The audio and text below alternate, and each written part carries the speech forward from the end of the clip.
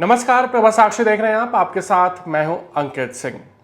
संसद का सत्र चल रहा है और जो खबरें आई थी उसके मुताबिक शनिवार यानी कि आज और कल रविवार को भी संसद में कामकाज होने थे।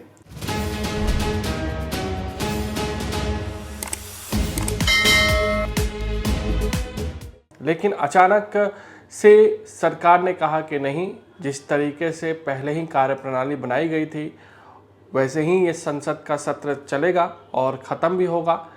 संडे और जो सैटरडे को संसद के वर्किंग होने की बात सरकार की ओर से कही गई थी, उसके बाद सरकार ने कहा कि नहीं, ऐसा अब नहीं होगा। आखिर क्यों संसद का ये जो सत्र है उसमें ये 2 दिन एक विशेष तौर पर कार्य करने की कोशिश हो रही थी, आखिर इसके पीछे का रीज़न क्या था?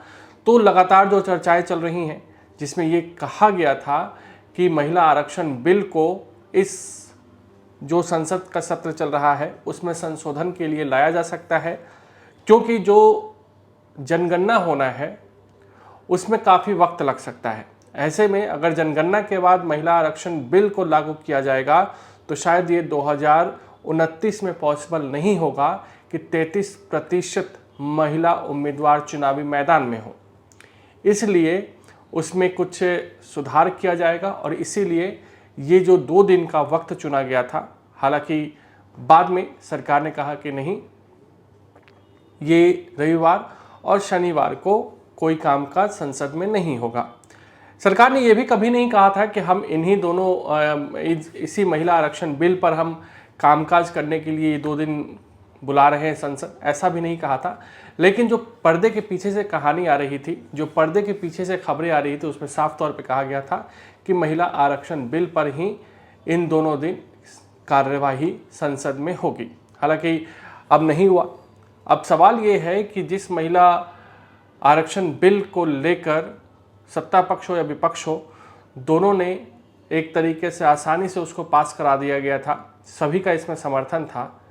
आखिर फिर ऐसा क्या हुआ कि जो कार्यवाही संसद में होनी थी वो नहीं हुआ?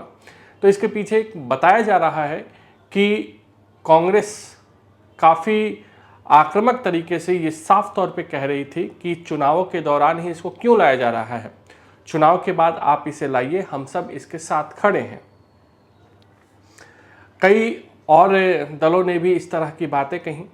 मल्लिकार्जुन खड़गे ने तो साफ तौर पे चिट्ठी भी लिख दी किरेन रिजिजू को कि इतनी जल्दबाजी क्यों है, अभी 5 राज्यों में चुनाव है, चुनाव खत्म हो जाने दीजिए, चुनावी नतीजे आ जाने दीजिए, उसके बाद हम इस पर संसद में चर्चा कर लेंगे, हम संसद में इस पर काम कर लेंगे, जो भी बात होगी हम कर लेंगे, सर्वदलीय बैठक बुलाइए। ये तमाम बातें कही गई। सरकार ने भी इसको शायद समझा और इसी वजह से महिला आरक्षण बिल, जो कि कहा जा रहा था कि रविवार और शनिवार को इस पर चर्चा होगी संसद में, ऐसा कुछ भी नहीं हुआ। अब एक खबर जो निकलकर सामने आ रही है वो ये है कि चुनावी नतीजों के बाद यानी कि 4 मई के बाद एक विशेष सत्र बुलाया जा सकता है। उस सत्र में इस पर कामकाज हो सकता है महिला आरक्षण बिल पर, और उसके बाद इसे मंजूरी दी जा सकती है, क्योंकि डिलिमिटेशन होना है यानी कि परिसीमन होना है और परिसीमन के तुरंत बाद ये महिला आरक्षण बिल लागू हो सकता है। 2011 के जनसंख्या जो जनगणना हुई थी उसी के आधार पर डिलिमिटेशन होगा और उसी के आधार पर ये महिला आरक्षण जो विधेयक होगा वो लागू किया जाएगा।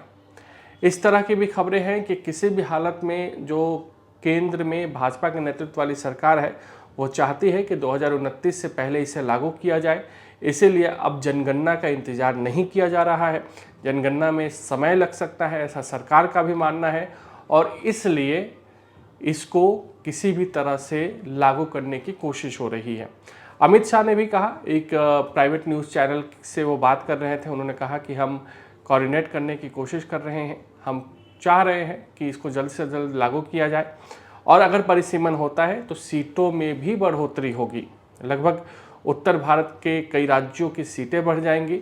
दक्षिण भारत की अपनी चिंताएं हैं, उसको भी सरकार की ओर से कहा जा रहा है कि कोई भी भेदभाव नहीं होने दिया जाएगा और साफ तौर पे सभी का ख्याल रखा जाएगा। तो देखना होगा कि आगे क्या संसद का कोई विशेष सत्र आता है मानसून सत्र से पहले, क्योंकि महिला आरक्षण बिल में जो संशोधन है उसको करना है संसद के जरिए, और उस पर सरकार लगातार कोशिश कर रही है। सरकार आम सहमति बनाने की भी कोशिश कर रही है, और अगर ऐसा होता है तो एक तरीके से ये महिला सशक्तिकरण की दिशा में बड़ा कदम होगा। और इसमें एक और रीज़न है, कोई भी दल ये नहीं चाहता कि इस जो बिल अगर ये पास होगा तो उसका क्रेडिट हमें ना मिले, इसलिए सभी दल थोड़े थोड़े क्रेडिट लेने की कोशिश करेंगे, और शायद इसी वजह से इसको चुनाव के बाद कांग्रेस की ओर से लाने की मांग की जा रही है। अगर आप भी लेना चाहते हैं देश दुनिया की तमाम जानकारी तो आज ही सब्सक्राइब करें हमारे चैनल को। साथ ही नीचे दिए बेल आइकन को जरूर दबाएं ताकि हर अपडेट आप तक पहुंच सके।